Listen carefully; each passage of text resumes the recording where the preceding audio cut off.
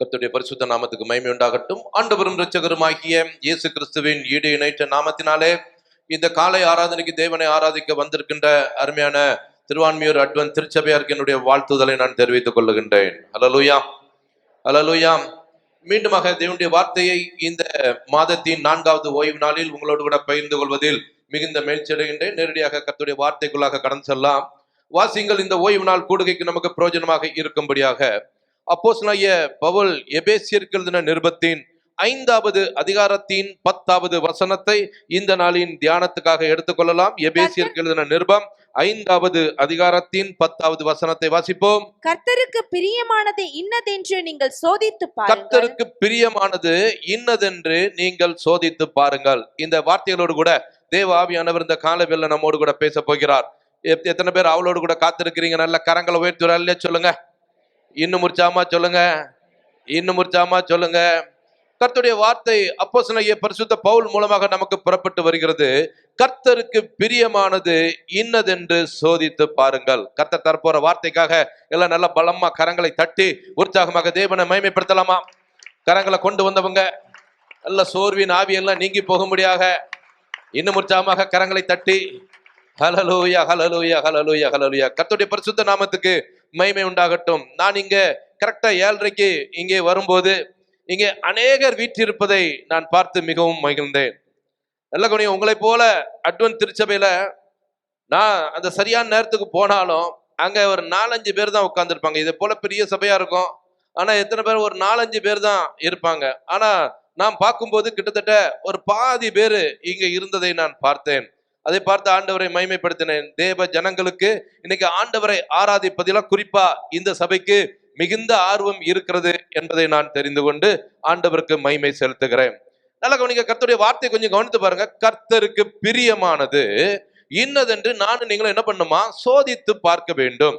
இன்றைக்கு ஆண்டவருக்கு பிரியமான ஒரு காரியத்தை மாத்திரம் உங்கள் முன்பதாக வைத்து தேவன் எப்படிப்பட்ட காரியத்தில் பிரியமாய் இருக்கிறார் என்பதை ஒரு காரியத்தை மாத்திரம் உங்கள் முன்பதாக வைத்து நான் கடந்து செல்லும்படியாக விரும்புகிறேன்.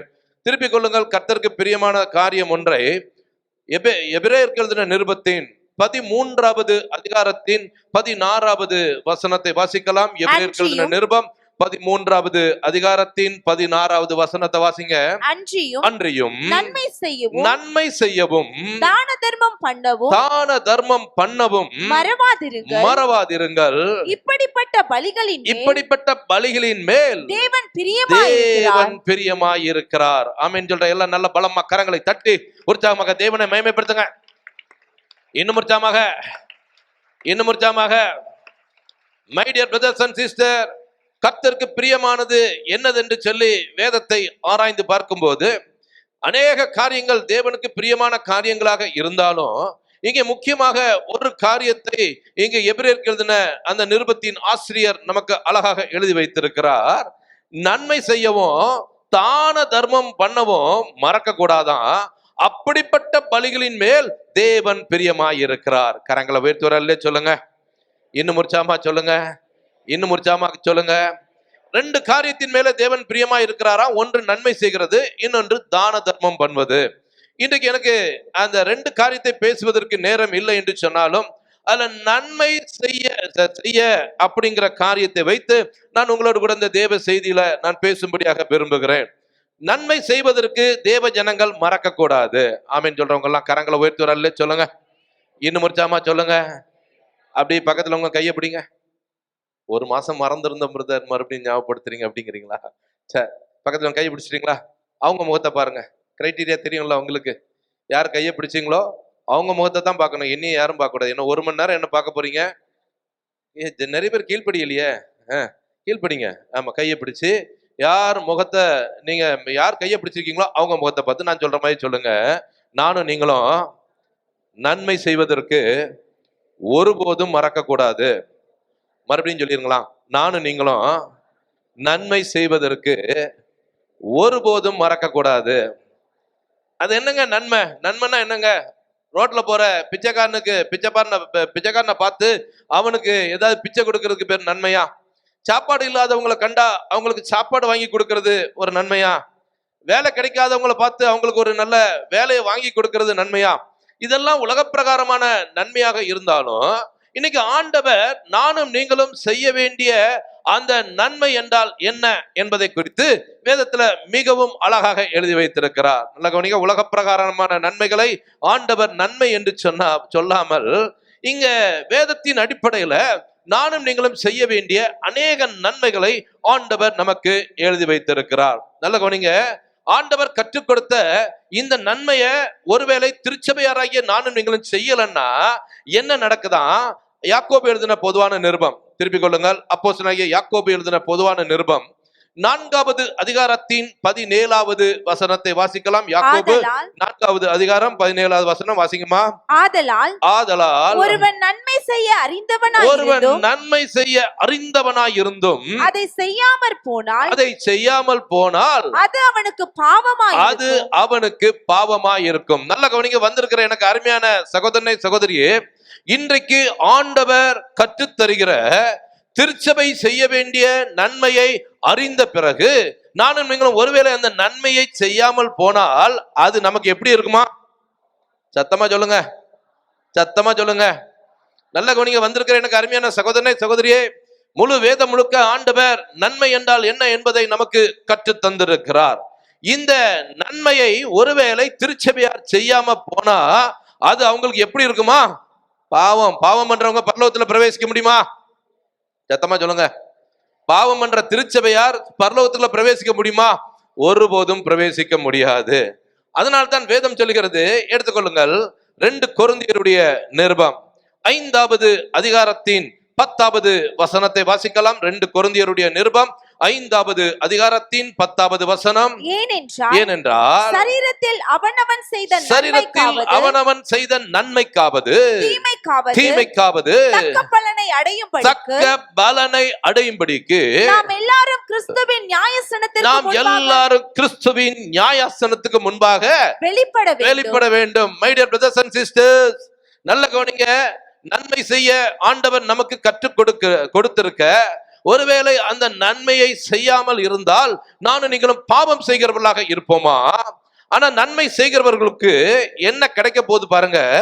ஆண்டவராய் இயேசு கிறிஸ்து நியாயாசனத்தில் வீற்றிருந்து கடைசி நாளில் தன்னுடைய ஜனங்களுக்கு நியாய தீர்ப்பு கொடுக்கும் போது நானும் நீங்களும் சரீரத்தில் செய்த நன்மையாக இருக்கட்டும் தீமையாக இருக்கட்டும் அதுக்கு தக்க பலனை அடையும்படிக்கு அந்த கிறிஸ்துவின் நியாயாசனத்துக்கு முன்பாக ஒரு நாள் வெளிப்பட வேண்டும். எத்தனை பேர் புரிந்து கொண்டீங்க? கரங்களை உயர்த்துற அல்ல சொல்லுங்க, இன்னும் உற்சாகமா சொல்லுங்க, இன்னும் உற்சாகமா சொல்லுங்க. இந்த பூமியில நானும் நீங்களும் செய்கிற எந்த ஒரு நன்மையா இருந்தாலும் சரி தீமையா இருந்தாலும் சரி அதற்கு தக்கதாக ஆண்டவர் பலனை வைத்திருக்கிறார். இன்னொரு வசனத்தையும் வாசிங்க. அந்த நியாய தீர்ப்பு முடிஞ்ச உடனே என்ன கிடைக்க போது பாருங்க. இது நியாய தீர்ப்புக்கு நம்ம நிக்க வேண்டிய ஒரு சூழ்நிலை.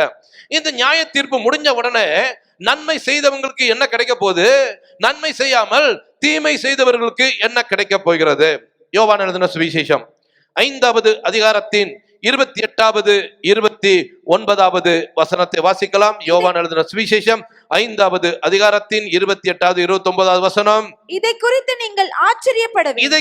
நீங்கள் ஆச்சரியப்பட வேண்டாம். ஏனென்றால் மனுஷகுமாரன் நியாய தீர்ப்பு செய்கிறவராக சிம்மாசனத்தில் இருக்கும் போது ஆண்டவர் அங்க சொல்றாரு, இதை குறித்து நீங்கள் ஆச்சரியப்பட வேண்டாம். ஏனென்றால் பிரேத குழிகளில் உள்ள, அதாவது கல்லறையில அடக்கம் பண்ணப்பட்டவர்களுடைய அனைவரும் அவருடைய சத்தத்தை கேட்கும் காலம் வரும். நல்ல கவனிங்க, ஆண்டவராக இயேசு கிறிஸ்து ரகசிய வருகையில மகா பரிசுத்தத்தோடு கூட அவர் பிரதான தூதனுடைய சத்தத்தோடு தேவ எக்காலத்தோடு கூட வானத்தில் இருந்து இறங்கும் போது அந்த சத்தம் பிரேத குழியில் உள்ள கல்லறையில் உள்ள அனைவருக்கும் கேட்குமாம். தொடர்ந்து வாசிங்க. அப்பொழுது நன்மை செய்தவர்கள் ஜீவனை அடையும்படி, அதாவது நன்மை செய்தவர்கள் நித்திய ஜீவனை அடையும்படி எழுந்திருக்கிறவர்களாகவும் தீமை செய்தவர்கள் ஆக்கினையை அடையும்படி எழுந்திருக்கிறவர்களாகவும் புறப்படுவார்கள். புரிந்து கொண்ட எல்லாம் நல்ல பலமா கரங்களை தட்டி உற்சாகமாக தேவனை மகிமைப்படுத்தலாமா? என்ன உற்சாகமாக கரங்களை கொண்டு வந்தவங்க நல்ல சோர்வி நாவி நீங்கி போக முடியாத மேல இருக்கிறவங்க கூட எல்லா கரங்களை தட்டி ஆண்டவரை மகிமைப்படுத்துங்க. My dear brothers and sisters, சபைக்குள்ள உட்கார்ந்து கர்த்தருடைய வார்த்தையை கேட்டுக்கொண்டிருக்கிற எனக்கு அருமையான சகோதரனே சகோதரியே, நன்மை செய்யறதுனா என்ன அப்படிங்கிறதை ஆண்டவர் நமக்கு கற்று தந்திருக்க, ஒருவேளை அந்த நன்மையை செய்யாமல் தீமையை செய்தால் அவங்களுக்கு என்ன கிடைக்குமா? ஆக்கினை, தண்டனை, தண்டனை, தண்டனை. அந்த தண்டனை என்ன? நரகம் என்கின்ற அந்த அக்கினி கடலுக்குள் தான் அந்த விசுவாசிகள் செல்வார்கள், நன்மை செய்யாதவங்க. ஆனா நன்மை செய்தவங்க எதுக்கு எழுந்திருப்பார்களாம்? அந்த நித்திய ஜீவனை அடையும்படி எழுந்திருப்பார்கள். அல்லேலூயா, அல்லேலூயா. ஆகவே இதை அறிந்து கொண்ட பிறகு நானும் நீங்களும் நன்மை செய்யணுமா, நன்மை செய்யக்கூடாதா? சத்தமா சொல்லுங்க. நன்மை செய்யணுமா, செய்யக்கூடாதா? ஆனா இன்னைக்கு திருச்சபையார் எப்படி இருக்கிறாங்களா? ஆண்டவரே புலம்புறாரு. 2500 வருஷத்துக்கு முந்தைய சபையை பார்த்த ஆண்டவர் அங்க யாருக்குமே நன்மை செய்யறதுக்கு உணர்வே இல்லை அப்படிங்கறத பார்த்து எரேமியா தீர்க்கதரிசி மூலமாக ஆண்டவர் புலம்புவதை கொஞ்சம் கவனித்து பாருங்கள். திருப்பிக் கொள்ளுங்கள். எரேமியா தீர்க்கதரிசன புஸ்தகம் 4வது அதிகாரத்தின் 22வது வசனத்தை வாசிக்கலாம். எரேமியா தீர்க்கதரிசன புஸ்தகத்தின் 4வது அதிகாரத்தின் 22வது வசனம். என் ஜனங்களோ மதியற்றவர்கள், என்னை அவர்கள் அறியாதிருக்கிறார்கள். நல்லா பண்ணீங்க. ஆண்டவர் சொல்றத பாருங்க. என் ஜனங்களோ மதியற்றவர்கள், அவர்கள் என்னை அறியாதிருக்கிறார்கள். பாருங்க, ஆண்டவருடைய ஜனம்தான். ஆனா ஆண்டவருடைய ஜனமா இருந்தாலும் யார அறியலையா? சொல்லுங்க, யார அறியல? ஆண்டவரே அறியல. Even though they are God's people, they have no sense. அவங்களுக்கு மதி இல்லை.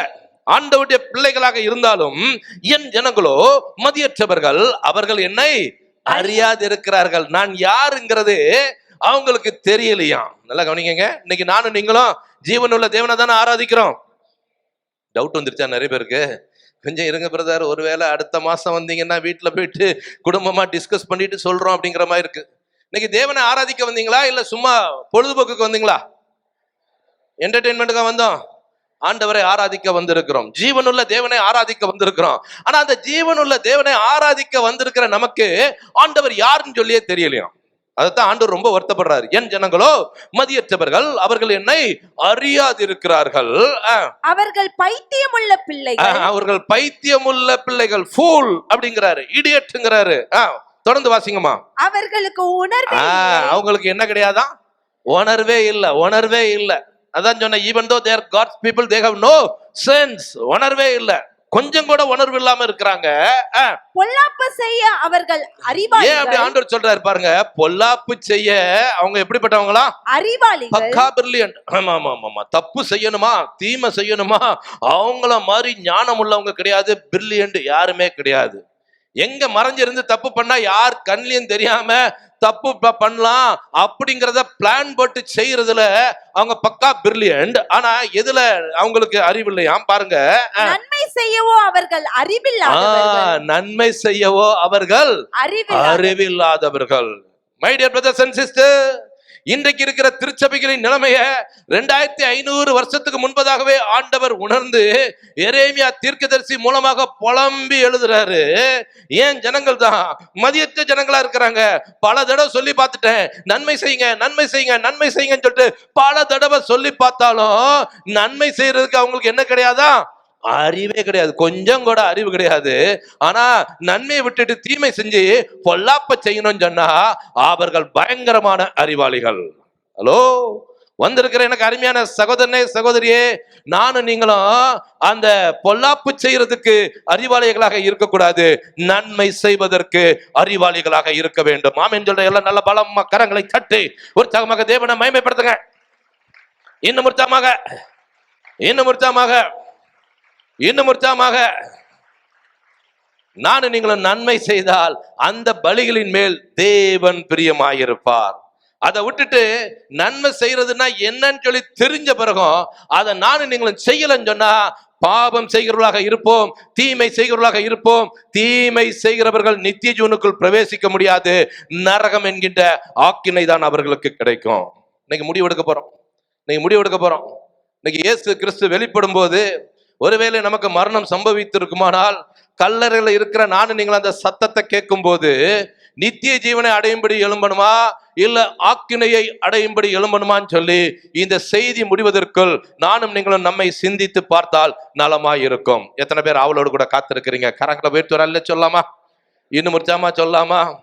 நன்மை செய்யறதுன்னா என்னங்கிற ஒரு 3 முக்கியமான காரியத்தை மாத்திரம் கர்த்தர் சித்தமானால் நான் இன்றைக்கு பேசி, ஒருவேளை அடுத்த முறை வரும்போது இதன் தொடர்ச்சியான செய்தியை நான் உங்களோடு கூட பேசும்படியாக ஆவியானவரால் ஏவப்பட்டபடியினால் இன்றைக்கு ஒரு சில காரியத்தை மாத்திரம், ஒரு 3 நன்மை செய்யற காரியத்தை மாத்திரம் நான் உங்களோடு கூட பேசி கடந்து செல்லும்படியாக நான் விரும்புகிறேன். மறுபடியும் கேட்கிறேன், எத்தனை பேர் அவளோடு கூட காத்திருக்கிறீங்க? நல்ல கரங்களை உயர்த்தி நல்ல சொல்லுங்க. காத்திருந்தா போதாதுங்க, நன்மை செய்யறதுன்னா என்னன்னு தெரிஞ்ச பிறகு அதை ஒருவேளை செய்யாம இருந்தீங்கன்னா அது எப்படி இருக்குமா? சத்தமா சொல்லுங்க, அதை ஞாபகத்துல வச்சுக்கிடுங்க. ஆமா, சரி. நன்மை செய்யறதுன்னா என்னன்னு பாத்துடலாமா? பிச்சைக்காரனுக்கு பிச்சை போடுறதா? சாப்பாடு இல்லாதவனுக்கு சாப்பாடு வாங்கி கொடுக்கறதா? ட்ரெஸ் இல்லாதவனுக்கு ட்ரெஸ் வாங்கி கொடுக்கறதா? இது அல்லவே அல்ல. நன்மைனா என்ன? எப்படிப்பட்ட நன்மையை செய்யும்படி திருச்சபையார் அழைக்கப்பட்டிருக்கிறார்கள்?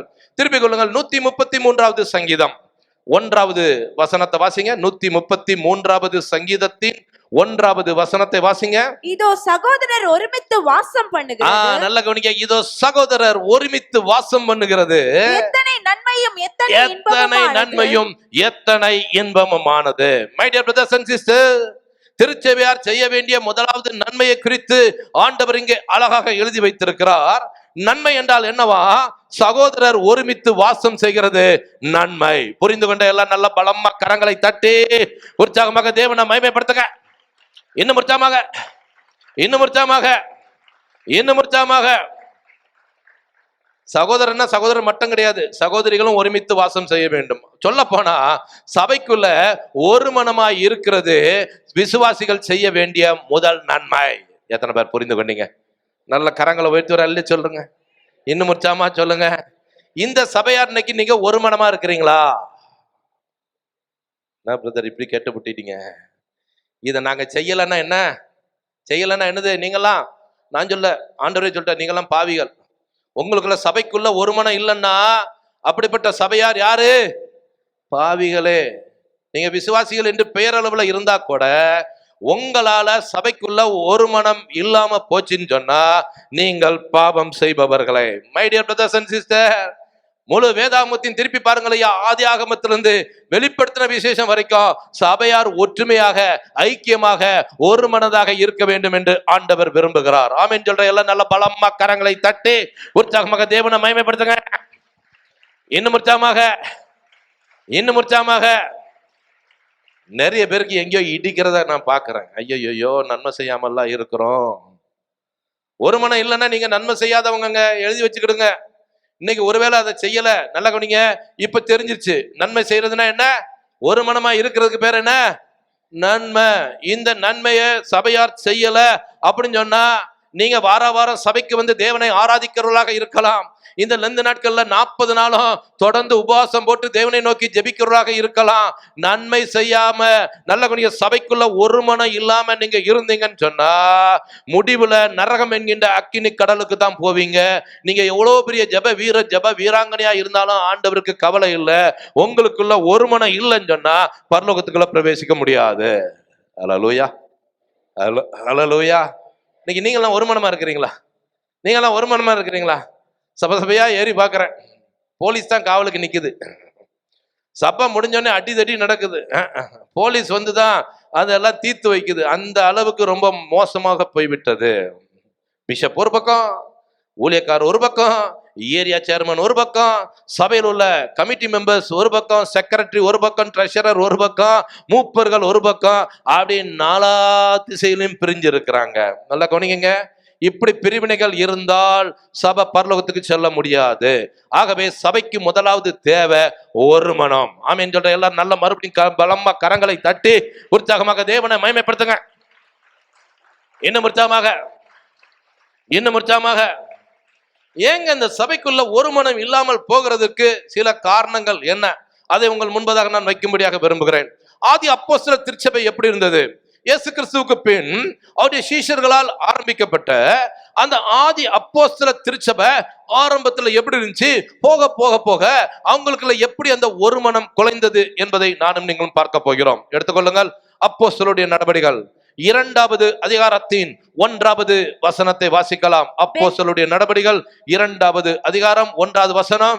பெந்தேகோஸ்தே என்னும் நாள் வந்தபோது பெந்தேகோஸ்தே என்னும் நாள் வந்தபோது அவர்கள் எல்லாரும் ஒருமனப்பட்டு ஓரிடத்தில் வந்திருந்தார்கள். பெந்தேகோஸ்தே நாள்னா 50வது நாள். இயேசு பரத்துக்கு எடுத்துக்கொள்ளப்பட்ட பிறகு அந்த 50வது நாள்ல அந்த சீஷர்கள் எல்லாரும் ஒருமனப்பட்டு ஓரிடத்தில் கூடி வந்திருக்கும் போதுதான் பரிசுத்த ஆவியானவர் சபைக்கு கொடுக்கப்பட்டார். கரங்களை உயர்த்துறாருல்ல, சொல்லுங்க. இன்னும் உற்சாகமா சொல்லுங்க. எங்கே ஒருமனம் இருக்கிறதோ அங்கே பரிசுத்த ஆவியானவருடைய அசைவாடுதல் அதிகமாகவே இருக்கும். எத்தனை பேர் அதை அனுபவிச்சிருக்கீங்க? நல்ல கரங்களை உயர்த்துறாருல்ல, சொல்லுங்க. இன்னும் உற்சாகமா சொல்லுங்க. அப்ப நல்லா கவனிங்க. சீஷர்களுக்கு எல்லாருக்குள்ளயும் ஒரு மனம் இருந்துச்சாம். ஒரு மனதோடு கூட அந்த இடத்துக்கு கூடி வந்த ஒண்ணுதான் முதலாவதாக அந்த பரிசுத்த ஆவியானவர் சபைக்கு கொடுக்கப்படுகிறார். இப்போ தொடர்ந்து அவங்களுடைய வாழ்க்கையில அந்த திருச்சபைக்குள்ள நடந்த சம்பவத்தை பாருங்க. அதே அப்போஸ்தலருடைய நடபடிகள் 4வது அதிகாரத்தின் 32வது வசனத்தை வாசிக்கலாம். அப்போஸ்தலருடைய நடபடிகள் 4வது அதிகாரத்தின் 32வது வசனத்தை வாசிங்க.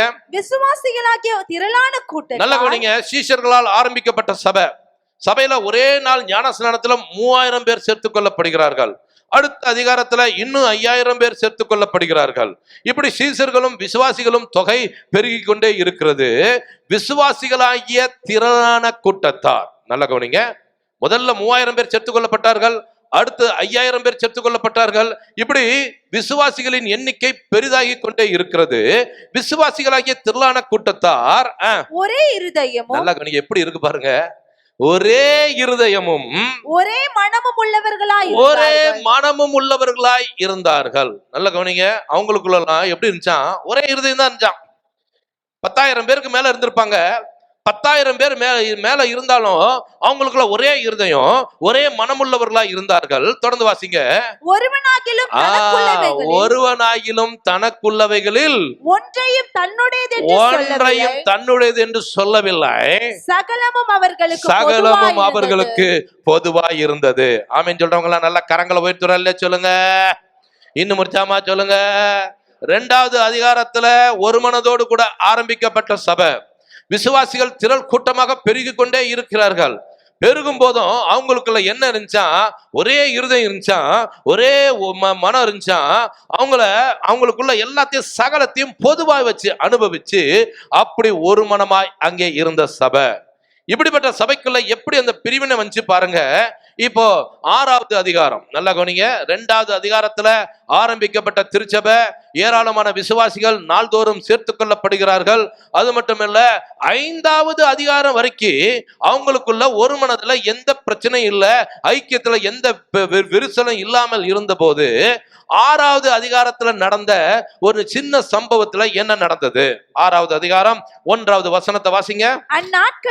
அந்நாட்களிலே சீஷர்கள் பெருகின போது கிரேக்கரானவர்கள் தங்கள் விதவைகள் அன்றாட விசாரணையில் திட்டமாய் விசாரிக்கப்படவில்லை என்று எபிரேயருக்கு விரோதமாய் முறுமுறுத்தார்கள். நல்ல கவனிங்க, நல்ல கவனிங்க. 2வது அதிகாரத்துல ஒரு மனதோடு கூட ஆரம்பிக்கப்பட்ட திருச்சபை, ஏராளமான விசுவாசிகள் நாள்தோறும் சேர்க்கப்பட்டு கொண்டிருக்கிறார்கள். 5வது அதிகாரம் வரைக்கும் இருந்த ஒரு மனம் 6வது அதிகாரத்துல அவங்களுக்குள்ள இருந்த ஒரு மனத்துல ஒரு சின்ன விரிசல் வந்தது. அதுக்கு காரணம் என்ன? சென்னை பாஷையில சொல்ல போனா ஒரு சப்ப மேட்டர், ஒரு சொத்து சண்டை என்ன ஆகி போச்சு அப்படின்னு சொன்னா அவங்களுக்குள்ள பிரிவினையை உண்டாக்கினது. சீஷர்கள் ஏராளம் பேர் இருக்கிறாங்க. எபிரேயர் இருக்கிறாங்க, கிரேக்கர்கள் இருக்கிறாங்க, ரோமாபுரியை சேர்ந்தவர்கள் இருக்கிறார்கள், ஸ்பானியா தேசத்தை சேர்ந்தவர்கள் இருக்கிறார்கள். இப்படி ஆங்காங்கே பல தேசத்திலிருந்து சேர்க்கப்பட்ட அந்த சீஷர்கள் விசுவாசிகள் எல்லாம் ஒரு மனமாய் இருக்கும் போது அங்கே ஒரு சின்ன சோத்து சண்டை வந்தது. வந்து என்ன சொல்றாங்க? கிரேக்கர்கள் முறுமுறுக்கிறாங்க. என்ன முறுமுறுக்கிறாங்க? ஏம்பா, நாங்கெல்லாம் மைனாரிட்டி, எபிரேயர் நீங்க மெஜாரிட்டியா இருக்கிறதுனால மைனாரிட்டியா இருக்கிற எங்கள் விதவைகள் சரியா சாப்பிட்டாங்களா இல்லையாங்கிறத நீங்க விசாரிக்கவே மாட்டேங்கிறீங்கப்பா அப்படின்னு சொல்லி அன்னைக்கு ஆரம்பிக்கப்பட்ட அந்த சொத்து சண்டை பிரச்சனை அதுக்கப்புறம் சபை 4 திசையிலும் உடையிற அளவுக்கு போயிட்டது. நல்லா கவனிங்க. வந்திருக்கிற எனக்கு அருமையான சகோதரனே சகோதரியே, பிரச்சனை என்ன? Majority minority. இந்த சபைக்குள்ளேயும் மெஜாரிட்டி மைனாரிட்டி வந்ததுன்னா சபை உடையும், ஒரு மனம் குலையும். நீங்க நன்மை செய்யறதை அறிந்து கொண்ட பிறகு செய்யாமல் போனால் அது இந்த திருச்சபைக்கு பாவமாயிருக்கும். My dear brothers and sister, யாரையா மெஜாரிட்டி, யாரையா மைனாரிட்டி? நீங்களாவே முடிவு பண்ணாதீங்க. நீங்க நார்த், நாங்க சவுத், நாங்க சவுத் மைனாரிட்டியா இருக்கிறதுனால நார்த் நீங்க எங்களை ரொம்ப டாமினேட் பண்றீங்க. No brother, no sister. சபைக்குள்ள மெஜாரிட்டி மைனாரிட்டிங்கிற பிரிவினைகள் வரக்கூடாது. நார்த் சவுத்துங்கிற பிரிவினைகள் வரக்கூடாது. படிச்சவங்க படிக்காதவங்கிற பிரிவினைகள் வரக்கூடாது. பணக்காரன் ஏழைங்கிற பிரிவினை வரக்கூடாது. இப்படி வந்ததுன்னா சபைக்குள்ள ஒரு மனம் போயிடும். சபையார் பாவம் செய்கிறவர்களாக இருப்பார்கள். எத்தனை பேர் புரிந்து கொண்டீங்க? இன்னும் உற்சாகமா கரங்களை உயர்த்துறாலே சொல்லுங்க. இன்னும் உற்சாகமா சொல்லுங்க. அமெரிக்க அதிபர் ஜோ பைடன் வந்தா கூட உங்களோடு கூட சபையில அங்க உட்கார்ந்து இருக்கணுங்க. ஆராதனைக்கு நம்ம எல்லாம் எழும்புவோம்னா அந்த ஜோ பைடனும் எழும்பணும். எல்லாரும் முழங்கால் படிக்கணும்னு சொன்னா அந்த ஜோ பைடனும் முழங்கால் படிக்கணும். நான் ஏன் எழும்பணும்? நான் ஏன் முழங்கால் படிக்கணும்? நான் தான் முழு அமெரிக்க தேசத்துக்கு நான் அதிபதி ஆயிடுச்சு, நான் பிரசிடென்ட் ஆயிட்டேன். நான் ஏன் எழும்பணும்னு சொல்லி அந்த கொம்பனும் சொல்ல முடியாது. காரணம், தேவனுடைய சபைன்னு சொல்லி வந்தாச்சுன்னா தேவனுக்கு முன்பாக எல்லாரும் சமம். ஆமென் சொல்ற எல்லாரும் நல்ல பலம் கரங்களை தட்டி உற்சாகமாக தேவனை மகிமைப்படுத்துங்க. இன்னும் உற்சாகமாக, இன்னும் உற்சாகமாக, இன்னும் உற்சாகமாக. நான் இருக்கிற பூந்தமல்லி பகுதியில ஒரு ஆச்சரியமான ஒரு காரியம். ஒரே மெயின் ரோட்ல 2 சிஎஸ்ஐ திருச்சபைகள் அங்கே உண்டு. 2 சிஎஸ்ஐ திருச்சபைகளுடைய அந்த வரலாற்றை கொஞ்சம் திருப்பி பார்க்கும்போது, ஒரு திருச்சபை நார்த்ல உள்ளவங்களுக்கும் ஒரு திருச்சபை சவுத்துல உள்ளவங்களுக்கும் ஆரம்பிக்கப்பட்டதாம். நல்லா கவனிங்க. இப்படியே போக போக போக இன்றைக்கு கர்த்தருடைய கிருபையினால 2 சபையிலையும் 2 பேரும் நார்த்தும் சவுத்தும் சேர்ந்து ஆராதித்து கொண்டிருக்கிறார்கள். கர்த்தருக்கு மகிமை உண்டாகட்டும். ஹல்லேலூயா, ஹல்லேலூயா. சபை சின்ன பின்னமா போயிடுங்க. சபைக்குள்ள ஏற்ற தாழ்வுகள் ஒருபோதும் இருக்கக்கூடாது. மறுபடியும் சொல்றேன், ஏழை பணக்காரங்கிற வித்தியாசம் சபைக்குள்ள வரக்கூடாது. நல்ல படிச்சவங்க படிக்காதவங்கிற வித்தியாசம் சபைக்குள்ள வரக்கூடாது. நார்த் சவுத்துங்கிற பிரச்சனை சபைக்குள்ள வரக்கூடாது. மெஜாரிட்டி மைனாரிட்டிங்கிற பிரச்சனை சபைக்குள்ள வரக்கூடாது. இப்படி இல்லாம இருந்தாதான் சபைக்குள்ள ஐக்கியம் இருக்கும், ஒரு மனம் இருக்கும். அங்கே கர்த்தர் ஆசீர்வாதத்தை என்றென்றைக்கும் கட்டளையிடுவார். ஆமென் சொல்ற எல்லாம் நல்ல பலமா கரங்களை தட்டி உற்சாகமாக தேவனை மகிமைப்படுத்துங்க. சபைக்குள்ள ஆசீர்வாதம் வேணும்னு சொன்னா சபைக்குள்ள ஒரு மனம் வேணும். ஹல்லேலூயா, ஹல்லேலூயா.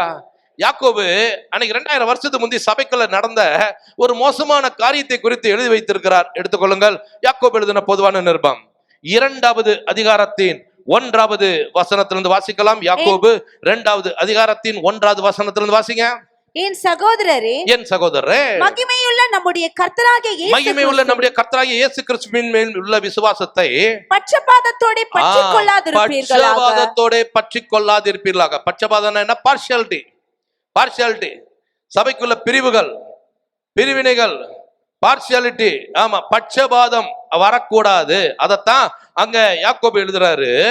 பற்றிக் கொள்ளாதிருப்பீர்களாக. ஏனெனில் பொன் மோதிரமும், நல்ல கவனிங்க, பொன் மோதிரமும் மினுக்குள்ள வஸ்திரமும் தரித்திருக்கிற ஒரு மனுஷனும் நல்ல கோட் சூட் போட்டு நல்ல டைய கட்டிக்கிட்டு BMW கார்ல இறங்கி வர்ற ஒரு குடும்பமும் வஸ்திரம் தரித்திருக்கிற ஒரு, ஐயோ எப்படியாவது தேவனை ஆராதிக்க கண்டிப்பா வந்துடணும்னு சொல்லிட்டு ஓட்ட சைக்கிளை மிதிக்க முடியாம மிதிச்சு முன்னால பிள்ளைகள் பின்னால மனைவியை வச்சுக்கிட்டு நானும் ஆண்டவரை ஆராதிக்க வரணும்னு சொல்லிட்டு கந்தையான வஸ்திரம் தரித்திருக்கிற ஒரு தரித்திரனும் உங்கள் ஆலயத்தில் வரும்போது வஸ்திரம் தரித்தவனை அந்த விஐபி ஐயாவை பார்த்து, ஐயா வாங்க வாங்க வாங்க வாங்க, உங்களுக்காகவே முன்னாடி நல்ல விஐபி சீட்டை போட்டு வச்சிருக்கோம் ஐயா, நீங்க இங்கே இருங்க ஐயா சொல்லி ஐயா அவர்களை நல்லா கையெடுத்து கும்பிட்டு நல்லா வரவேற்று நீங்க எங்க உட்காருங்கன்னு சொல்லி உட்கார வச்சுக்கிட்டு, நீர் இந்த நல்ல இடத்தில் உட்காரும் என்றும் தரித்திரனை பார்த்து ஓட்ட சைக்கிளை மீச்சிட்டு வந்தவனை பார்த்து, நீ அங்கே நில்லு, எங்க வர இங்க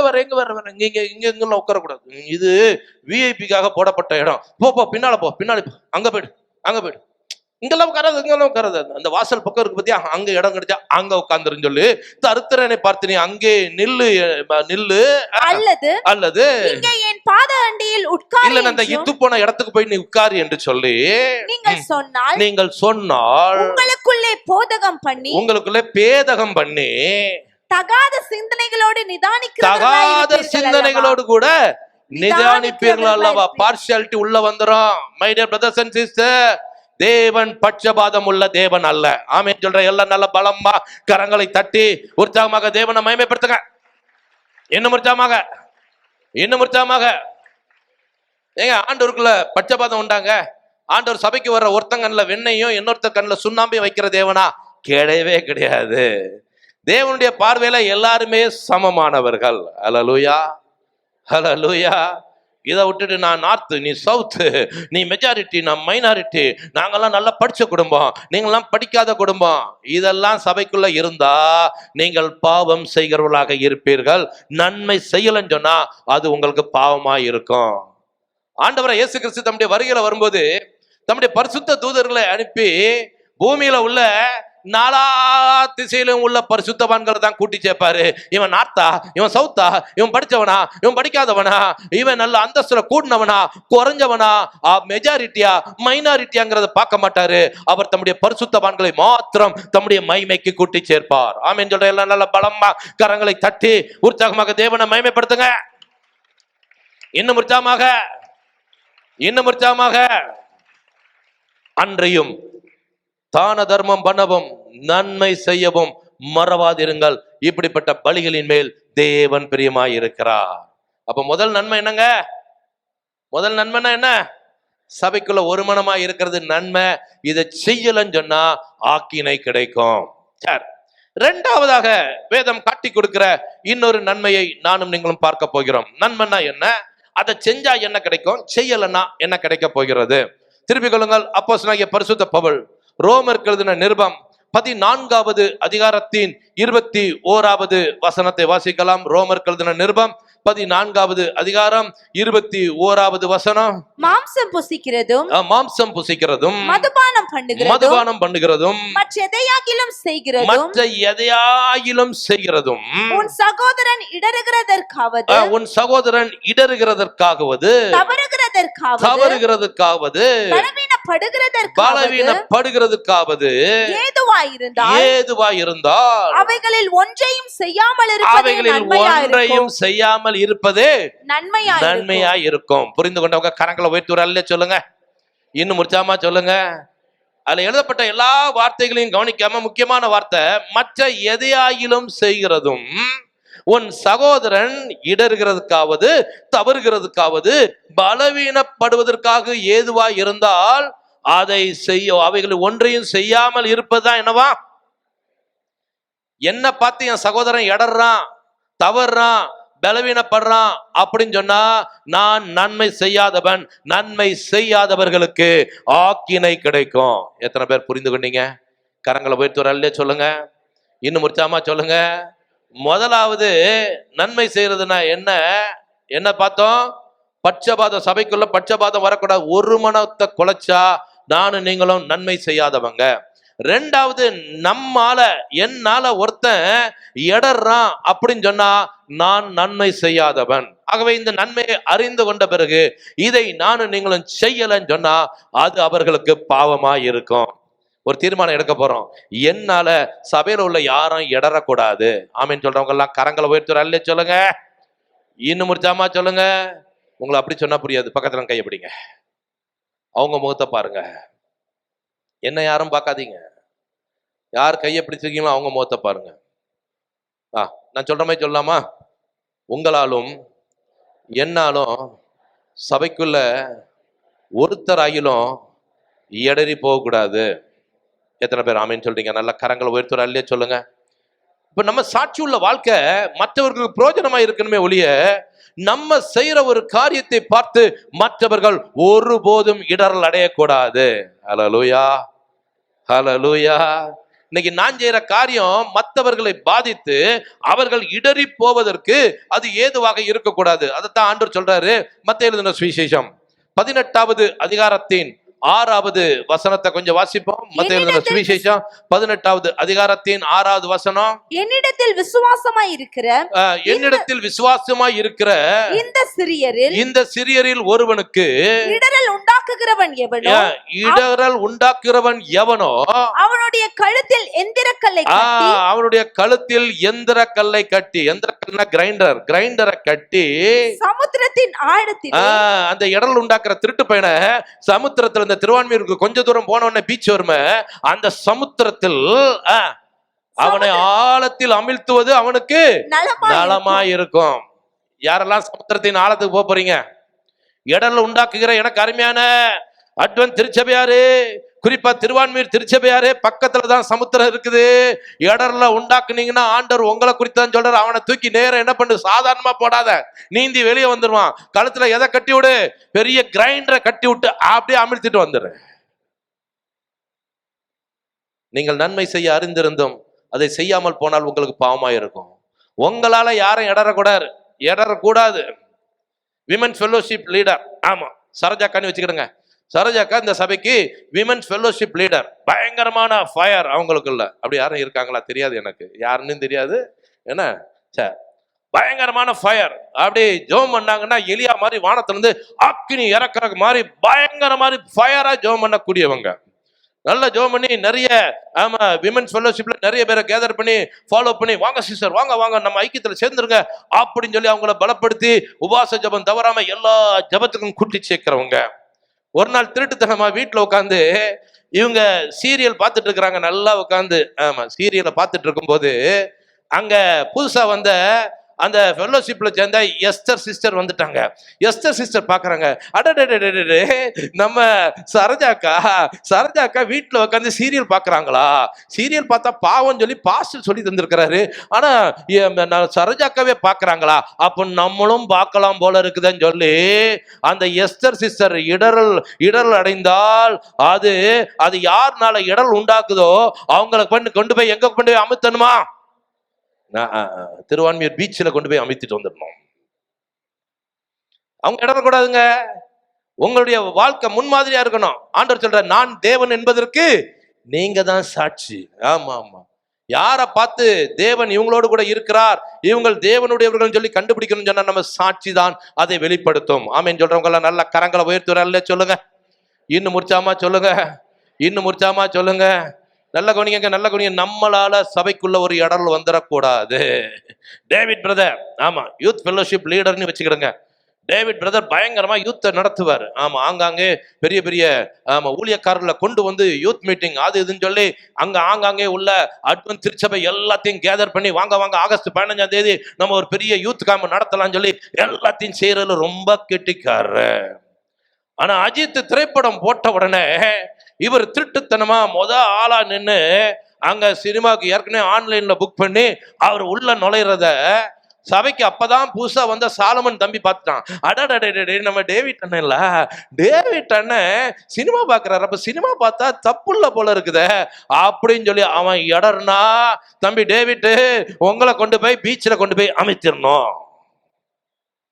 இடரல் இன்னைக்கு சபைக்குள்ள பயங்கரமான இடரல். காரணம் என்னன்னு சொன்னா, சீனியர்ஸ் இன்னைக்கு எப்படி ஒரு சாட்சியா வாழவே இல்லை. மற்றவங்களுக்கு முன்பாக ஒரு சாட்சி உள்ள வாழ்க்கை இல்லாதனாலதான் நீங்க செய்யறதை பார்த்து ஜூனியர்கள் கற்றுக்கொண்டால் அது உங்களுக்கு பாவமாயிருக்கும். என்ன செய்வீங்க? அப்படி செய்வீங்க? அவங்களுக்கு தெரியாமல நாங்க பண்ணுவோம். அப்படியா? என்னைக்கா இருந்தாலும் ஒரு நாள் வெளியே வந்துருங்க. கெட்டிக்காரன் புழுகு 8 நாளைக்கு தான், அதுக்கு மேல நிக்காது. சரிங்களா? ஆமா, உங்க வெண்டவாளம்லாம் ஒரு நாள் தண்டவாளத்துல ஏறிடும். இடர்ல உண்டாக்குனா உங்களுக்கு ஐயோ. அதே அதிகாரம் திருப்பி கொள்ளுங்க. ரோமருக்கு எழுதின நிருபம் 14வது அதிகாரத்தின் 13வது வசனத்தை வாசிங்க. ரோமருக்கு எழுதின நிருபம் 14வது அதிகாரத்தின் 13வது வசனத்தை வாசிங்க. இப்படி இருக்க நாம் இனிமேல் ஒருவரை ஒருவர் குற்றவாளிகள் என்று தீர்க்காதிருப்போமாக. ஒருவனும் தன்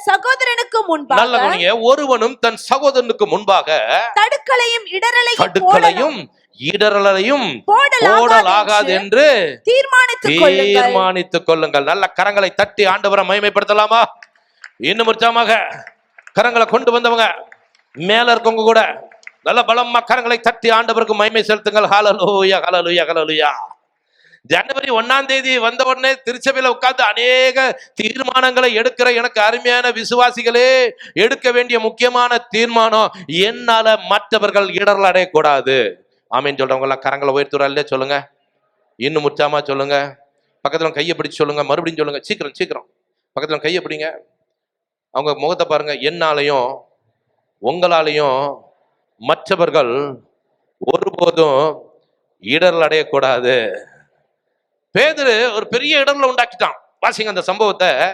யோவான் எழுதின சுவிசேஷம் 21வது அதிகாரத்தின் 1வது வசனத்தில் கொஞ்சம் வேகமா வாசிங்க. இவைகளுக்கு பின்பு யோவான் 21:1 இருந்து இவைகளுக்கு பின்பு இயேசு திபேரியா கடற்கரையிலே மறுபடியும் சீஷருக்கு தம்மை வெளிப்படுத்தினார். வெளிப்படுத்தின விவரம் அவர் உயிர்த்தெழுந்த பிறகு சீஷர்களுக்கு அப்பப்ப வந்து தரிசனம் கொடுக்கிறாரு. மறுபடியும் கடற்கரையில வெளிப்படுத்தினார்.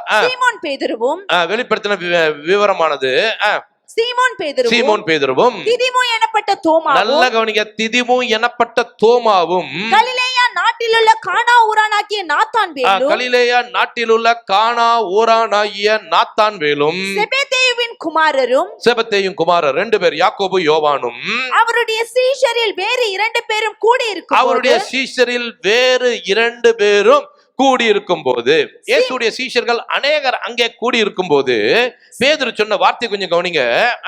சீமோன் பேதுரு மற்றவர்களை நோக்கி, சீமோன் பேதுரு அவர் தானே லீடர், அவரு மற்றவர்களை நோக்கி மீன் பிடிக்க போகிறேன் என்றான். எப்பங்க? இயேசு உயிர்த்தெழுந்து அப்பப்ப சீஷர்களை வந்து பார்த்து பார்த்து போயிட்டே இருக்கிறாரு. இன்னும் அவர் பரத்துக்கு ஏறி போகல. அப்பப்போ அவங்கள பார்த்துட்டு போயிட்டு இருக்கிறாரு. அந்த சூழ்நிலையில எந்த வேலையில இருந்து ஆண்டவர் அவனை தூக்கி எடுத்து, நீ மீன் பிடிச்சது போதண்டா பேதுரு, இன்றையிலிருந்து நான் உன்னை மனுஷரை பிடிக்கிறவளாக்குவேன், நீ என்னை பின்பற்றி வான்னு சொன்ன உடனே 2 போட்டு நிறைய பிடிச்சிட்டு மீனை விட்டுட்டான், போட்டை விட்டுட்டான், அங்க உள்ள வலைகளை விட்டுட்டான், தாய் தோப்பனை விட்டுட்டான், அங்க இருந்த வேலைக்காரிகள் எல்லாத்தையும் விட்டுட்டு ஆண்டவருக்கு பின்னால வந்த பேதுரு 3 வருஷம் ஆண்டவரோடு கூட இருந்த பிறகு இயேசு மரித்து அடக்கம் பண்ணப்பட்ட உடனே இவர் என்ன பண்ணிட்டார்? உயிர்த்தெழுந்த பிறகு இவர் என்ன பண்ணிட்டார் அப்படின்னு சொன்னா, இவரு எந்த வேலையை விட்டுட்டு வந்தாரோ மறுபடியும் அதே வேலையை செய்ய போகிறார். நான் என்ன சொல்ல விரும்புறேன், தொடர்ந்து வாசிங்க. மீன் பிடிக்க போகிறேன் என்றான். அதற்கு அவர்கள் நாங்களும் உம்முடனே கூட வருகிறோம் என்றார்கள். நல்ல கவனிக்க. வந்திருக்கிற எனக்கு அருமையான சகோதரனே சகோதரியே, முதன்மையா இருக்கிற அந்த பீட்டர், அந்த பேதுரு, ஆண்டவர் சொன்ன வேலையை விட்டுட்டு, ஆமா, மனுஷரை பிடிக்கிற வேலையை செய்யறத விட்டுட்டு, சுவிசேஷ வேலை செய்யறத விட்டுட்டு மீன் பிடிக்க போறேன்னு சொன்ன உடனே அந்த முதன்மையா இருந்த லீடரா இருந்த பேதுருனால அன்னைக்கு அங்கே இருந்த சீஷர்களுக்கு ஒரு பெரிய இடரல் உண்டாயிற்று. Hallelujah hallelujah. My dear brothers and sister, நீங்க எந்த பாவத்தை விட்டுட்டு வந்தீங்களோ அந்த பாவத்தை இங்க வந்த பிறகு ஆரம்பத்துல நல்ல ஃபயரா ஆண்டவருக்காக உண்மை உத்தமா இருந்துட்டு போக போக விட்டுட்டு வந்த பாவத்தை நீங்க செஞ்சா உங்களோடு கூட சபையில இருக்கிறவங்களும் இந்த பிரதரே அதை செய்யறாரா, இந்த சிஸ்டரே அதை செய்யறாரா, அப்ப நம்மளும் செய்யலாம் போல இருக்குதுன்னு சொல்லிட்டு அவர்கள் இடறுவதற்கு அது ஏதுவாக இருக்கோ. இடரலை உண்டாக்குகிறவர்கள் நன்மை செய்யாதவர்கள், அப்படிப்பட்டவர்கள் ஆக்கினையை அடைவார்கள். எத்தனை பேர் புரிந்து கொண்டீங்க? நல்ல கரங்களை உயர்த்துவரல்லே சொல்லுங்க. இன்னும் முடிச்சாமா சொல்லுங்க. எந்த விஷயத்துல நானும் நீங்களும் மற்றவங்களுக்கு இடரலாவே இருக்கக்கூடாதுங்க. இன்னைக்கு ஆண்டவர் ஒரு சாட்சியுள்ள வாழ்க்கையை வாழும்படிதான் நம்மை அழைத்திருக்கிறார். ஒரு முறை ஆண்டவராக இயேசு கிறிஸ்து கப்பர்நகூம்ல பிரவேசிக்கும் போது வரிப்பணம் வசூலிக்கிறவர்கள் பேதுருகிட்ட வந்து, உங்கள் போதகர் வரிப்பணம் செலுத்துகிறது இல்லையா என்று சொல்லி கேட்ட உடனே பேதுரு சொல்றான், செலுத்துகிறார் என்றான். உடனே அந்த சம்பவம் முடிஞ்சு போச்சு. நேரா இப்ப வீட்டுக்கு வராங்க. வீட்டுக்கு வந்த உடனே பேதுரு பேசுறதுக்கு முன்பதாகவே ஆண்டவர் பேதுரு பார்த்து, பேதுருவே, உனக்கு எப்படி தோன்றுகிறது?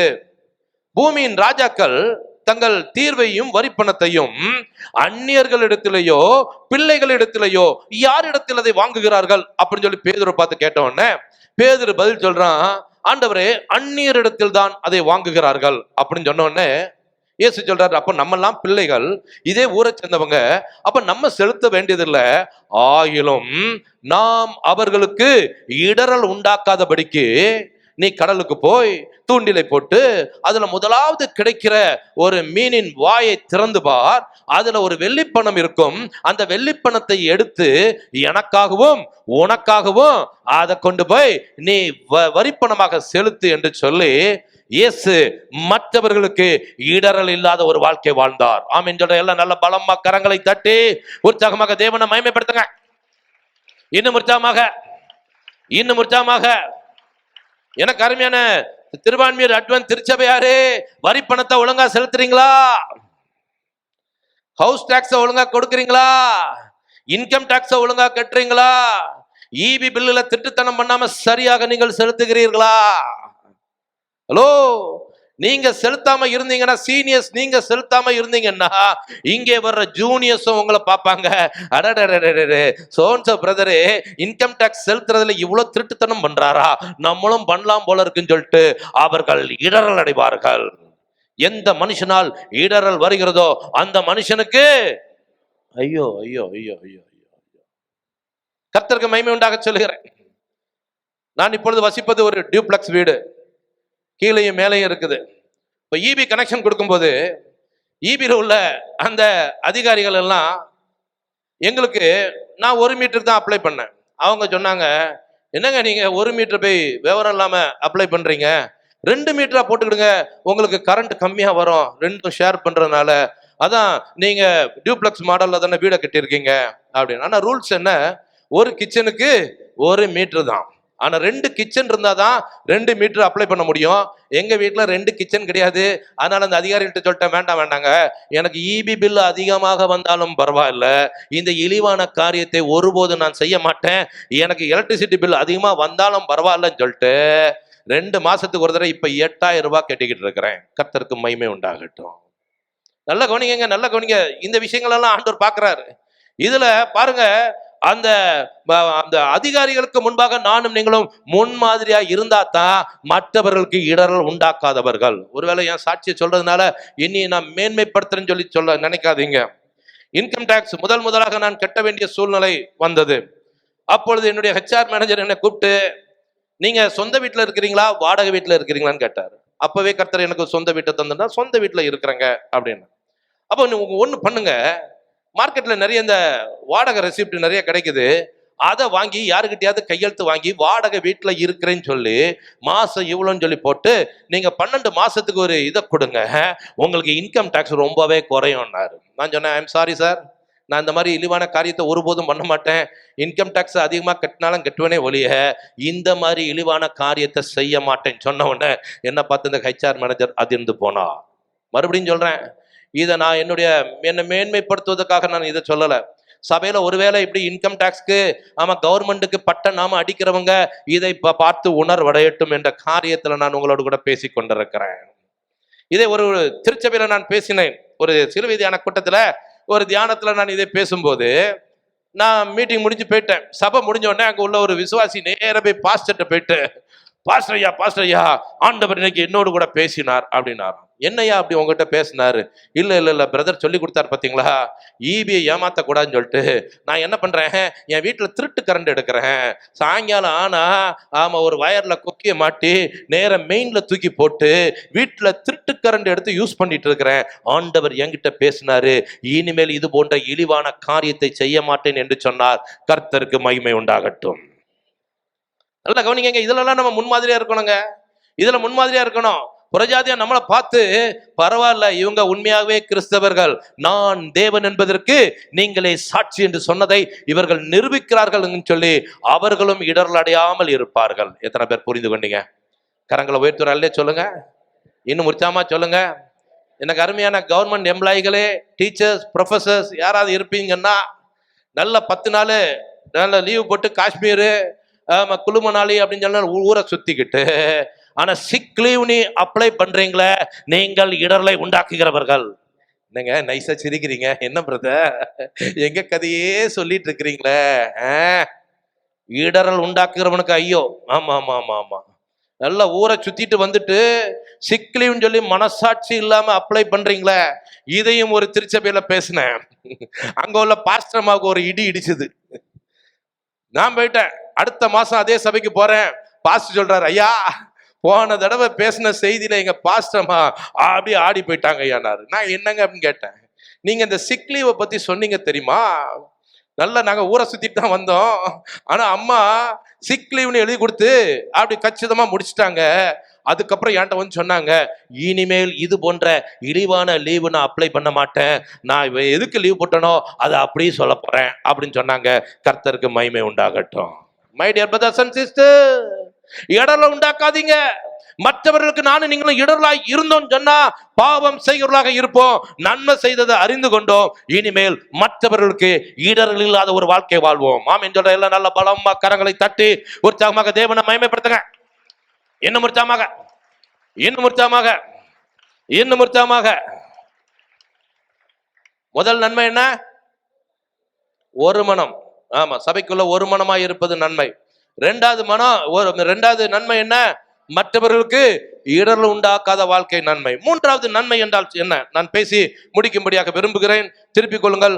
மூன்றாவது நானும் நீங்களும் செய்ய வேண்டிய ஒரு முக்கியமான நன்மை எடுத்துக்கொள்ளுங்கள். மத்தேயு எழுதின சுவிசேஷம் 5வது அதிகாரத்தின் 44வது வசனத்தை வாசிப்போம். மத்தேயு எழுதின சுவிசேஷம் 5வது அதிகாரம் 44வது வசனம். நான் உங்களுக்கு சொல்லுகிறேன், உங்கள் சத்துருக்களை சிநேகியுங்கள். நல்ல கவனிங்க, உங்கள் சத்துருக்களை சிநேகியுங்கள், உங்களை சபிக்கிறவர்களை ஆசீர்வதியுங்கள், உங்களை பகைக்கிறவர்களுக்கு நன்மை செய்யுங்கள். உங்களை பகைக்கிறவர்களுக்கு நன்மை செய்யுங்கள். சத்தமா வாசிங்க அந்த வசனத்தை, அந்த வார்த்தை மட்டும். உங்களை பகைக்கிறவர்களுக்கு நன்மை செய்யுங்கள். முடியுமாங்க நம்மளால?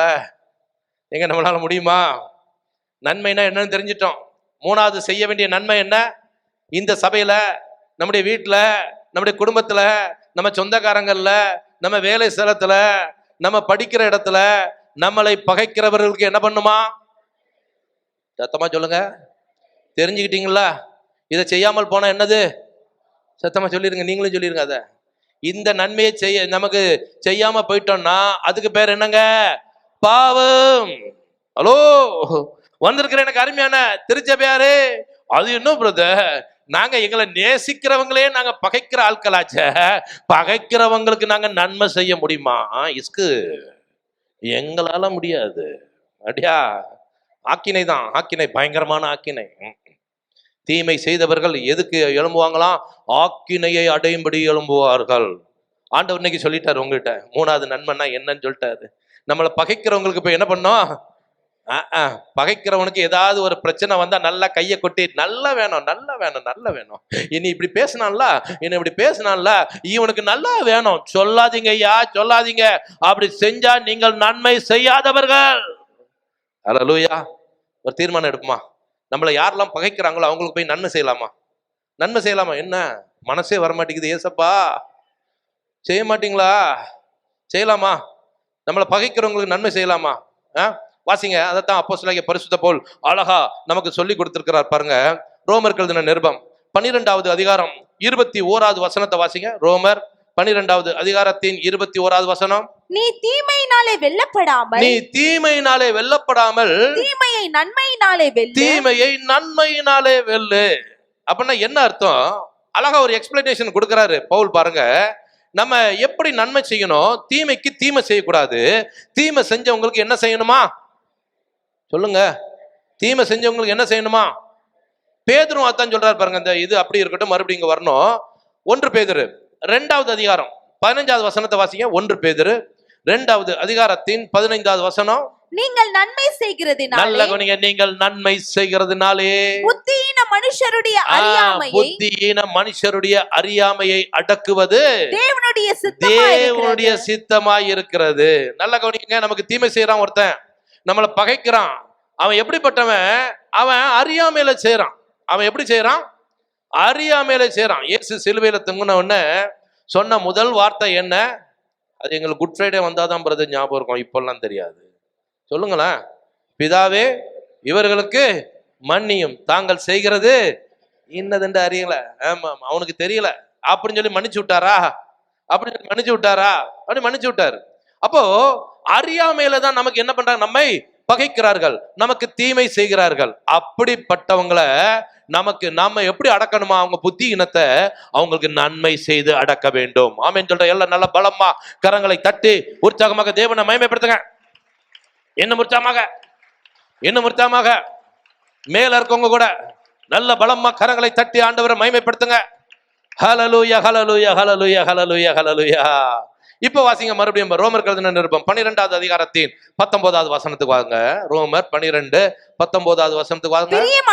பிரியமானவர்களே, பழிவாங்குதல் எனக்குரியது, நானே பதில் செய்வேன் என்று கர்த்தர் சொல்லுகிறார் என்று எழுதி இருக்கிறபடியினால் நீங்கள் பழிவாங்காமல் கோபாக்கினைக்கு இடம் கொடுங்கள். அவன் செய்யற கோபாக்கினைக்கு இடம் கொடுங்கள். ஆண்டவர் சொல்றார் பாருங்க, உங்களை பகைச்சா உடனே திரும்ப அவனை பகைச்சு பழிவாங்காதீங்க. உங்களுக்கு ஒருத்தன் தீமை செய்யும் போது திரும்ப அவனுக்கு ஏதாவது ஒரு சந்தர்ப்பம் கிடைக்கும், எனக்கு ஒரு சந்தர்ப்பம் கிடைக்கல அப்படின்னு சொல்லி அதை எதிர்பார்த்து நீங்க பழி வாங்காதீங்க. பழி வாங்காம என்ன பண்ணுங்க, அவன் என்னதான் பண்றானோ அப்படி பண்றதுக்கு அந்த கோபாக்கினைக்கு இடம் கொடுங்கள் அப்படின்னு சொல்லிட்டு என்ன சொல்றார் பாருங்க. அன்றியும் உன் சத்துரு பசியாயிருந்தால் அவனுக்கு போஜனம் கொடு. அவன் தாகமாயிருந்தால் அவனுக்கு பானம் கொடு. நீ இப்படி செய்வதினால் அவன் தலை மேல எதை கொண்டு இறக்குறியான்? அக்கினி தழலை அவன் தலையின் மேல் குவிப்பாய் அப்படின்னு சொல்லிட்டு நீ தீமையை நன்மையினாலே வெல்லு என்று சொல்லுகிறார். ஹல்லேலூயா. அந்த புத்தியின மனுஷனுடைய அறியாமையை எப்படி அடக்கணும்னா, அவன் நமக்கு தீமை செஞ்சவனா இருந்தாலும் அவனுக்கு நன்மை செய்து அவன் புத்தி இனத்தை அடக்க வேண்டும். ஹல்லேலூயா, ஹல்லேலூயா. சத்துரு பசியா இருக்கிறான், கொரோனா காலம், வேலை கிடையாது, பிள்ளைகள் எல்லாம் பட்னியா கிடக்குது. அவன் நமக்கு பக்கத்து வீட்டுக்காரன் அடிக்கடி நமக்கு தொந்தரவு கொடுத்தவன். இப்ப கொரோனா டைம்ல நம்ம வீட்டுல நல்ல திருப்தியா ஆண்டவர் சாப்பாட்டை தந்திருக்கிறாரு. அவன் வீட்டுல சாப்பாட்டுக்கே கஷ்டம் இல்லை, பிள்ளைகள் பட்னியால இருக்குது. உடனே நல்ல வேணும், இவனுக்கு நல்ல வேணும், அடிக்கடி என்கிட்ட தகராறுக்கு வந்தான்ல, வீட்டு தண்ணி ஒரு நாள் அவன் வீட்டுக்குள்ள போயிடுச்சுன்னு சொல்லி என்ன பிரச்சனை பண்ணான், போலீஸ் கம்ப்ளைண்ட் கொடுப்பேன்னு சொன்னான்ல. பாரு, அவன் பிள்ளைகளும் பட்னியால இப்படிதான் இருக்கணும் அப்படின்னு சொல்லி நினைக்காம, ஐயா வாங்க எங்க வீட்டுல நிறைய சாப்பாடு இருக்குது, இந்தாங்க இந்த அரிசி வச்சுக்கிடுங்க, இந்த பருப்பு வச்சுக்கிடுங்க, எண்ணெய் வச்சுக்கிடுங்க அப்படின்னு சொல்லி கொடுத்தா அவன் தலை மேல நம்ம எதை குவிப்போமா? அவன் புத்தியினத்தை அடக்கணும். பகைக்கிறவங்களுக்கு நன்மை செய்யணுங்க. பார்த்து நல்லா சந்தோஷப்படக்கூடாது. தயவு செய்து அதை பார்த்து சந்தோஷப்படக்கூடாது. பக்கத்து வீட்டுக்காரன் நம்ம ரொம்ப விரோதிக்கிறான், அப்பப்ப சண்டைக்கு வரான். சம்மர் டைம் வந்தாச்சு, உங்க வீட்டு போர்வெல்ல நல்ல 24 மணி நேரமும் நல்ல தண்ணி வருது. அவன் வீட்டுல போர்வெல்ல தண்ணி இல்லாம காலி ஆயிடுச்சு.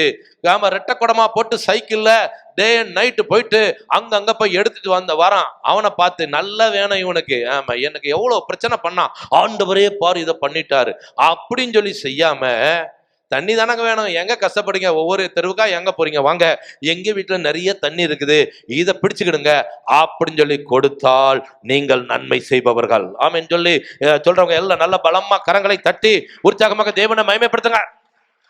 இன்னும் உற்சாகமாக ஒரு சந்தர்ப்பம் கிடைச்ச உடனே பழி வாங்குறதுக்கு ரெடியா இருக்காதீங்க. ஆண்டவர் சொல்றாரு, ஒருவன் உன்னை வலது கண்டத்தில் அறைந்தால் அவனுக்கு மறு கண்ணத்தையும் திருப்பி கட்டுந்தாப்பா அடிச்சுக்கப்பா. ஆனா இன்னைக்கு விசுவாசிகள் அப்படி இல்லை, ஒரு கண்ணத்துல வலது அடி வாங்கினா அவனுடைய இடது கண்ணத்துல சேர்த்து வச்சு அடிச்சிடறோம். இன்னைக்கு நம்ம அர்த்தத்தையே மாத்திக்கிறோம். இன்னைக்கு அப்படி பண்ணாதீங்க. நம்மளை பகைக்கிறவங்களுக்கு நன்மை செய்யறது தான் தேவனுக்கு பிரியம். ஹல்லேலூயா, ஹல்லேலூயா, ஹல்லேலூயா. சவுல் தாவீது வாழ்க்கையில நடந்தது பாருங்க. தாவீது இஸ்ரவேலுக்கு ஒரு பெரிய ரட்சிப்பை கட்டளையிட்டு இருக்கிறான். சவுல் ராஜாவுக்கு ஏராளமான நன்மைகளை செய்தவன் தான் அந்த தாவீது. சவுல் கொண்டது 1000, தாவீது கொண்டது 10000 சொல்லி ஸ்திரீகள் பாடினத தப்பா அர்த்தம் எடுத்துக்கொண்டு அன்னையிலிருந்து சவுல் ராஜா தாவீத காய்மகாரத்தோடு கூட பார்த்து அவனை கொல்றதுக்கு வகை தேடுறான். 2 முறை ஈட்டிய அவன் மேல எரிஞ்சு சுவரோடு அப்படி அவனை சாச்சிடணும்னு சொல்லி பார்க்கறான். 2 முறையும் கர்த்தர் அந்த ஈட்டிக்கு தாவீதை பாதுகாத்தார். துரத்திக்கிட்டே போறான், நாய் மாதிரி துரத்திக்கிட்டே போறான். ஒரு முறை சரியான சந்தர்ப்பத்துல அங்க சவுல் ஒரு கெபிக்குள்ள மாட்டிக்கிட்டார். கெபிக்குள்ள வேதத்துல போட்டுக்குது, அவர் 2 பாத்ரூம் போறதுக்கு அங்க போயிருக்கிறாரு. இங்க முன்னாடியும் தாவீது ஆட்கள், பின்னாடியும் தாவீது ஆட்கள், நடுவுல யாரு மாட்டிக்கிட்டா? ஆமா, சவுல் ராஜா மாட்டிக்கிட்டார். உடனே சொல்றாங்க, இப்பதான் சவுல கொல்றதுக்கு சரியான சமயம் சொல்லி தாவீது ஆட்கள் சொன்ன உடனே தாவீது இல்ல, கர்த்தரால் அபிஷேகம் பண்ணப்பட்டவர், அவரை கொன்னு நான் அந்த பழியை ஏற்க மாட்டேன் அப்படின்னு சொல்லிட்டு சவுல் தன்னுடைய சால்வையை தொங்க விட்டுட்டு போன உடனே அந்த சால்வையின் தொங்கல்ல மட்டும் கொஞ்சம் கட் பண்ணிட்டு வந்துட்டார். நாங்க வந்தேன் அப்படிங்கிறத காண்பிக்கிறதுக்கு.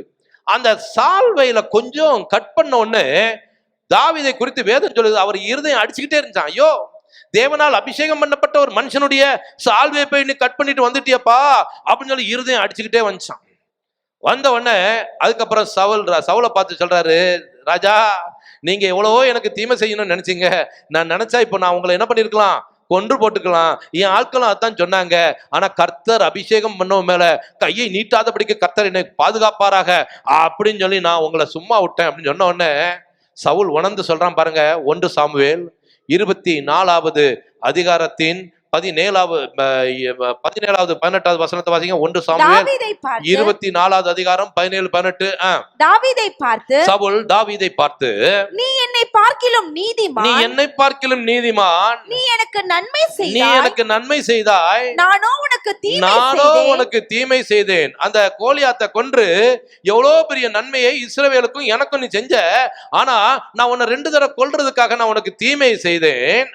நீ எனக்கு நன்மை செய்ததை இன்று எனக்கு நன்மை செய்ததை இன்று விளங்க பண்ணினாய். கர்த்தர் என்னை உன் கையில் ஒப்பு கொடுத்திருந்தும் நீ என்னை கொன்று போடவில்லை. கரங்களை தட்டி உற்சாகமாக தேவனை மகிமைப்படுத்தலாமா? இன்னும் உற்சாகமாக. சவுல் தனக்கு தீமை செய்திருந்தாலும் அந்த தீமைக்கு தீமை ஒருபோதும் தாவீது செய்யல. அந்த தீமைக்கு பதிலாக சவுலுக்கு நன்மை செய்தாள். கரங்களை உயர்த்துவரல்ல சொல்லுங்க, இன்னும் உற்சாகமா சொல்லுங்க. இப்படி நம்மளால முடியுமாங்க? நம்மளை பகைக்கிறவங்களுக்கு நன்மை செய்ய முடியுமா? சகோதரனே சகோதரி, நன்மைனா என்னன்னு தெரிஞ்சுக்கிட்டீங்க. நம்மளை பகைச்சா கூட அவங்களுக்கு என்ன செய்யணுமா? இனி நீங்கள் அப்படி செய்வீர்களா? ஐயோ, இந்த சத்தத்தை என்னைக்கோ கேட்ட ஞாபகம் இருக்குதே. இனி நீங்கள் அப்படி செய்வீர்களா? என்ன செய்வீர்களா? நன்மை செய்வீர்களா? எனக்கு அருமையான திருவான்மையூர் அட்வென்ட் திருச்சபையாரே, இனி நீங்க அப்படி செய்வீங்களா? நிச்சயம் செஞ்சாதான் அது தேவனுக்கு பிரியம். நன்மை செய்தவர்கள் தான் நித்திய ஜீவனை அடைவார்கள். கரங்களை உயர்த்துவரல்ல சொல்லுங்க. 3 நன்மை. முதல் நன்மை என்ன? சபைக்குள்ள ஒரு மனம். 2வது கேட்கல, மற்றவர்களுக்கு இடர்லா இருக்கக்கூடாது. 3வது நன்மை, பகைக்கிறவர்களுக்கு நன்மை செய்யணும். அப்படிப்பட்ட நன்மை செய்வதற்கு கர்த்தர் நம்மை நிரப்புவாராக. நன்மை என்னன்னு தெரிஞ்சுக்கிட்டோம். இதை செய்வதற்கு தேவ சமூகத்தில் அப்படி ஒப்பு கொடுப்போம். யாரெல்லாம் உண்மையாகவே ஒப்பு கொடுக்கிறார்களோ அவர்கள் மட்டும் எழுந்திருந்து, ஆண்டவரே, நீங்கள் கற்றுக் கொடுத்த இந்த நன்மை என்ன என்பதை நான் இந்த காலவேளை அறிந்து கொண்டேன். ஆண்டவரே, இன்று முதல் அந்த 3 நன்மைகளையும் செய்வதற்கு நான் என்னை ஒப்பு கொடுக்கிறேன் அப்பான்னு சொல்றவங்க மட்டும் தயவுசெய்து எலும்பி நிக்கிறவங்க கண்ணை திறந்து அங்கங்க வேடிக்கை பார்க்காதீங்க. கர்த்தர் நம்மோடு கூட பேசி இருக்கிறார். கர்த்தர் நம்மோடு கூட பேசின அந்த 3 காரியத்துல ஏதாவது குறைகள் இருக்குமானால், ஆண்டவரே, ஐயோ, நான் இந்த நன்மை என்னன்னு தெரிஞ்சோம் இதுவரைக்கும் செய்யாமல் இருந்திருக்கிறேன்னு, ஆண்டவரே என்னை மன்னிச்சிருங்கப்பான்னு சொல்லி தேவ சமூகத்துல அப்படியே ஒப்பு கொடுக்கலாமா? இந்த காலவேளை கர்த்தர் நம்மோடு கூட பேசின சகோதரியை கொஞ்சம் கண்ணை மூடுங்க. எனக்கு அருமையான சகோதரி, தயவுசெய்து வேடிக்கை பார்க்காதீங்க. கர்த்தர் நம்மோடு கூட பேசி இருக்கிறாரு. அந்த வார்த்தைக்கு அப்படியே ஒப்பு கொடுத்து, ஆண்டவரே, நான் இதுவரைக்கும் இந்த நன்மைகளை செய்யல ஆண்டவரே, நான் அதை அறிந்திருந்தாலும் அதை செய்யாம இருந்திருந்தேன் ஆண்டவரே. இந்த காலவேளை நீங்கள் பேசின பிற்பாடு அந்த நன்மைகளை செய்வதற்கு என்ன ஒப்பு கொடுக்கிறேன் அப்பான்னு சொல்லி எல்லாரும் தேவ சமூகத்தில் ஒப்பு கொடுக்கலாமா? எங்களை நேசிக்கிற மகா இரக்கமும் கிருபையும் இந்த பரமபிதாவே, தேவரீர், இந்த மனமகிழ்ச்சியின் கால வேலைக்காக நாங்களும் நன்றியோடு கூட ஸ்தோத்தரிக்கிறோம் ஆண்டவரே. கர்த்தருக்கு